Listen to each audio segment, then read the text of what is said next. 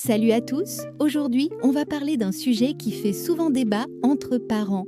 Est-ce que le minimalisme est vraiment possible avec des enfants? Parce qu'entre les jouets qui s'accumulent, les cadeaux qui pleuvent à chaque anniversaire et la société qui nous pousse à consommer toujours plus, on peut se demander si ce n'est pas mission impossible. Mais je vous rassure, pas besoin d'imaginer une chambre d'enfant complètement vide, sans jouets, avec juste un matelas par terre. Non, le minimalisme avec des enfants, c'est autre chose. C'est une démarche qui se construit et qui peut apporter beaucoup de positifs à toute la famille. Alors, première idée essentielle, le minimalisme, ça ne se vit pas tout seul dans son coin. C'est une aventure familiale.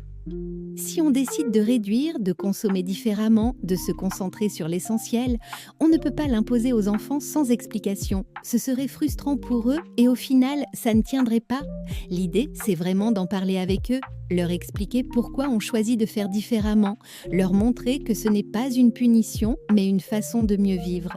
Et croyez-moi, les enfants comprennent beaucoup plus qu'on ne le pense. Si on leur explique qu'on veut avoir plus de temps en famille, plus d'espace pour jouer, moins de bazar, ça fait sens pour eux aussi. Alors, concrètement, comment on fait? Eh bien, on ne vide pas la maison du jour au lendemain. Bien, ce serait radical et surtout, ça créerait des frustrations énormes. La clé, c'est d'y aller par étapes. Par exemple, on peut commencer par trier une catégorie de jouets avec eux.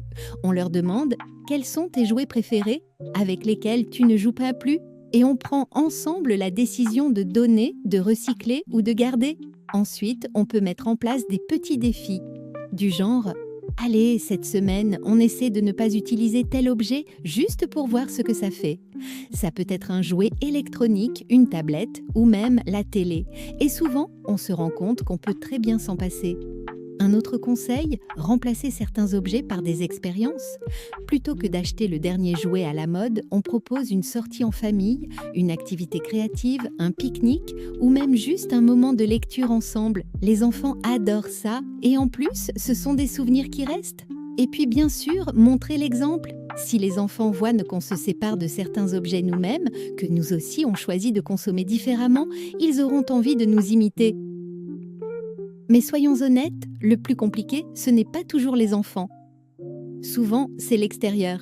Les grands-parents qui offrent 10 cadeaux à Noël, les copains de classe qui débarquent avec le dernier jouet flashy, les pubs partout. Là, ça devient un vrai défi. Dans ces cas-là, le mieux, c'est la communication. Expliquer aux proches notre démarche, poser un cadre clair. Par exemple, demander aux grands-parents de privilégier un seul cadeau symbolique ou, mieux encore, une expérience à partager. Une sortie, une activité manuelle, une place de spectacle. Et avec les enfants, quand ils comparent avec leurs amis, c'est l'occasion d'en discuter. Oui, un tel a ce jouet, mais nous, on choisit autre chose. Chez nous, on préfère avoir moins d'objets, mais plus de moments ensemble. Petit à petit, ils comprennent que la richesse ne se mesure pas à la quantité de jouets alignés sur une étagère. Et là, vous allez me dire, « Ok, mais qu'est-ce que ça apporte vraiment aux enfants ?» Eh bien, énormément de choses. D'abord, la créativité. Moins ils ont de jouets très spécialisés, plus ils inventent. Avec une simple boîte en carton, ils peuvent construire une cabane, un vaisseau spatial, une voiture. Leur imagination travaille à plein régime. Ensuite, un meilleur rapport au temps et à la nature. Moins d'écran, moins de jouets qui clignotent, ça veut dire plus de jeux dehors, plus de mouvements, plus d'exploration. Et ça se voit vite, les enfants sont plus calmes, plus concentrés, plus équilibrés. Enfin, le minimalisme, c'est aussi ouvrir l'esprit. Quand on privilégie les expériences aux objets, on peut voyager, découvrir de nouveaux lieux, rencontrer d'autres cultures. Et ces découvertes, ce sont des trésors qui marquent pour la vie. Alors, est-ce que le minimalisme avec des enfants est possible? Oui, 1000 fois oui. Mais attention, ce n'est pas une recette toute faite. Chaque famille trace son chemin à son rythme, avec ses propres règles. L'important, c'est de garder en tête l'essentiel. Offrir à nos enfants moins d'objets, mais plus de temps, plus de présence, plus de souvenirs. Et maintenant, j'aimerais avoir votre avis. Est-ce que vous pratiquez déjà un peu de minimalisme chez vous?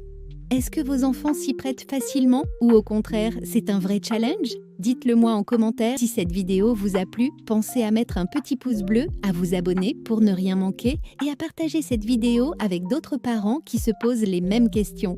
Merci de m'avoir écouté, prenez soin de vous et à très bientôt.